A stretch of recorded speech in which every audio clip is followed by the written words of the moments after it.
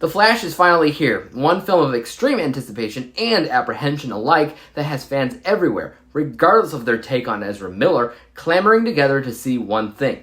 Not The Flash, but rather Michael Keaton back in the role as Batman, something that we have longed to see for the last 30 plus years, and most of us are willing to look past a few flaws from Ezra's own life to watch this film unfold. How is it? Well, let's get cracking. The Flash stars Ezra Miller once again as the man of the hour, the Flash, as he discovers with absolute determination he can enter the Speed Force and alter events in time. Because his mother was murdered when he was a child and his father was wrongly accused, he attempts to right that wrong by going back in time and stepping on a proverbial butterfly. He succeeds, of course, but in doing so, he screws everything up, and he needs the help from Batman to fix it. But now, Batman has a new, older man's face.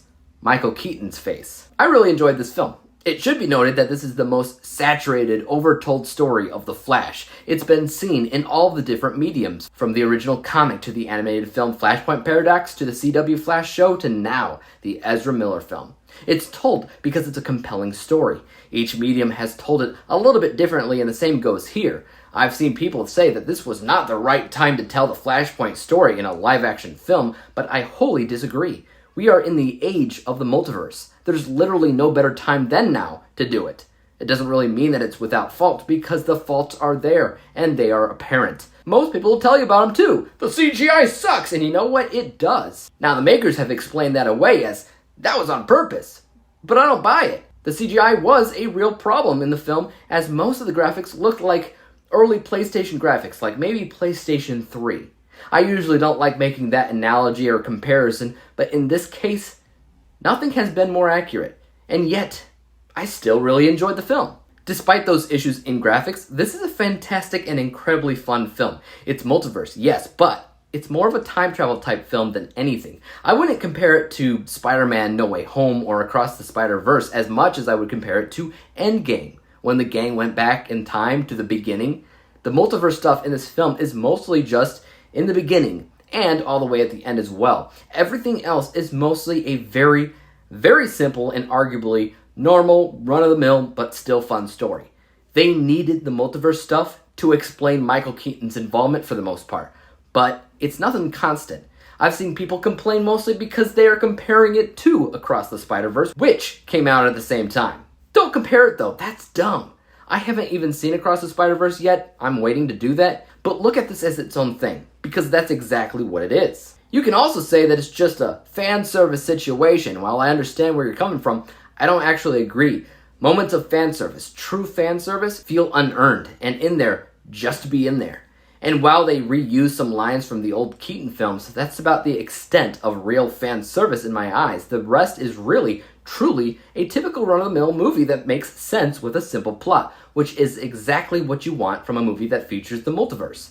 The last thing that you want to do is crowd it with as many connections to other things as you can muster.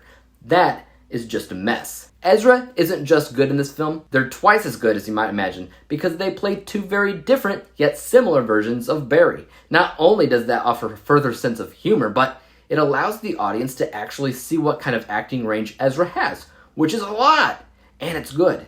Controversy aside, they're good.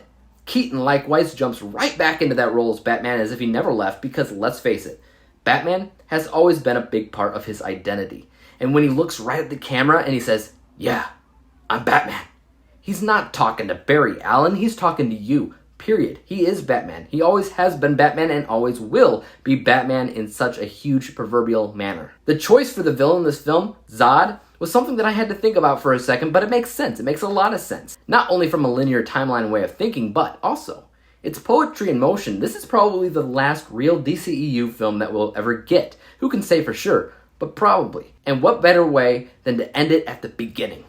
Back to where it all began with Man of Steel, not unlike in Avengers Endgame when they went back to the first Avengers film. I'm not lying when I say I really did truly enjoy this film. The only problem comes down to the timing and CGI.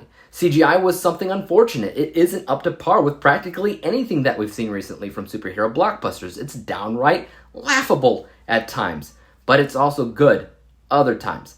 That's what I'm not seeing recognition from. Yeah, I get it, CGI is goofy looking, but some of the visuals in this film past that look insanely good, and I loved looking at it.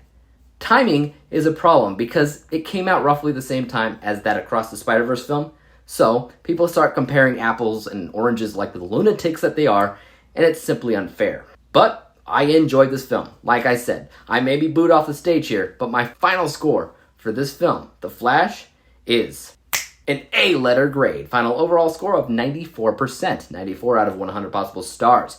Overall, when it comes down to what you want to see from the DC universe, this is it. We haven't really seen a Flash movie since the 90s, and that doesn't really even count because that was a pilot of a TV show. And then there was the CW TV show. And then the Flash was finally in the DC films as a side character. He needed his own film. He's always needed his own film. So for what it is, it's fantastic. As a fan of the Flash, I think it's great. I'm not even the biggest fan of the Flash. I like other heroes more, but from what I wanted from the movie, this delivered. But what about you guys? Have you seen The Flash? And if you have, what was your thoughts about it? Did you love it? Did you hate it? Leave your thoughts in the comment section down below. And as for YouTube, you guys know what to do. Hit that like, subscribe button, and bell to be notified when I come out with my next review. And until then, peace out.